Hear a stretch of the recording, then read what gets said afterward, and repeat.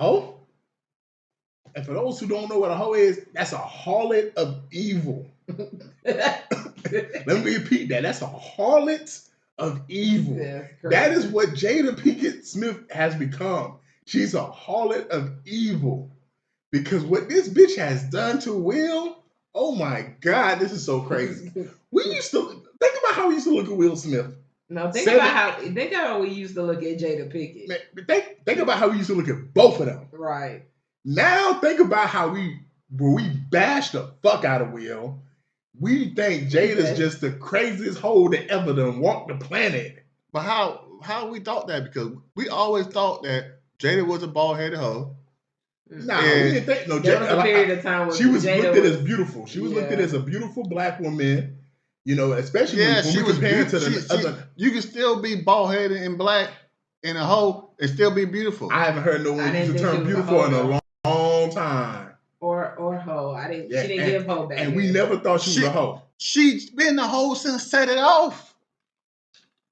That was a role she played. We didn't look at her like that. We did. Like Common used him like as an example in one of his songs. Yes, we did. We trying to be like Will and Jada. People really thought that was a real love. Power couple or power individuals. Yeah, we did look at them on the power couple, but Jada always been that. She was always the poster child for weird. Nate, I'm in the bind. She's always in the poster child. Her character was, but not her as a person. Not her as a person, but we didn't know her as a person. But she was always that's that. What I'm saying. Because every time we saw her Will, it was always Will was so attentive. They just seemed like, oh man, they seemed like they're just such a happy couple and everything. And then I don't know if it was 2015, 2016, shit started going left.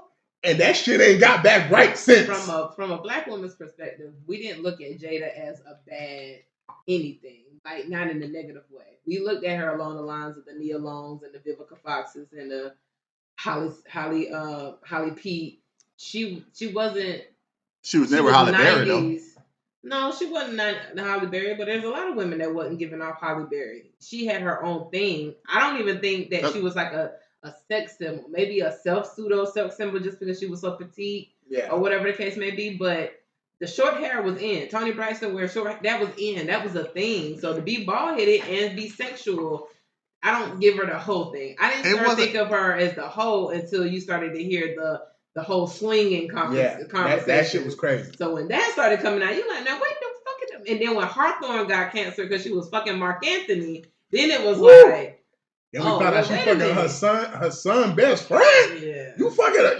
This nigga came to you in a moment of need. This nigga was depressed, and you fucked him. Well, you said, "Hey, fall in this pussy real quick." But see, that's where the happiness conversation. And you turn that nigga gay. That's where the happiness conversation comes in.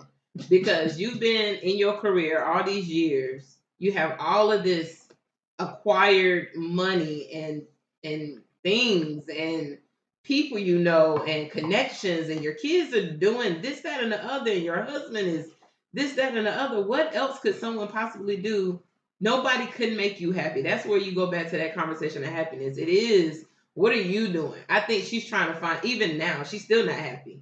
She's trying to find her happiness by, I'm going to pour out my soul and tell these people about me and blah, blah, blah, blah, blah. And it's like, first off, bitch, you crazy. Secondly, we didn't buy the first book. We're not going to go buy this book either. I mean, the table was enough. At least on the table, you was talking about everybody else's business.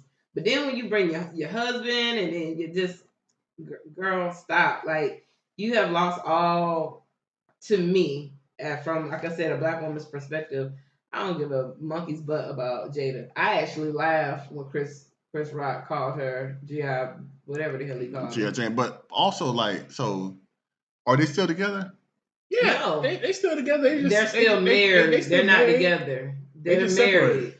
Are they separated? They're separated. The way she's talked recently, she's made it seem like eventually they will get back together. It's just he got his time and she got her time. No, he talked in an interview. They separated, and they've been separated for years. Yeah, but they're married because they don't want to break their marital vows. They don't want to break. So they don't want to split them assets. I can only go off what she said recently. They asked her, "Will you ever let Will move back in?" And she said, "Well, right now I'm not ready for that, but eventually my husband will come back. Will come back in the house with me. So she made it seem like they just separated and they trying to figure shit out and they gonna get back together. So in this book, is did she suck Tupac dick or not? That's the only thing we want to know about you, Jada. Yeah, everybody writing books. I know Brandy got a book. Everybody, that's the only thing we want to know. Did you suck his dick or not? They ain't doing it like Superhead. Yeah, Superhead told that shit like Superhead told the whole story, but I ain't gonna lie, man. To what Nicole was saying, and I think that's why it's such an interesting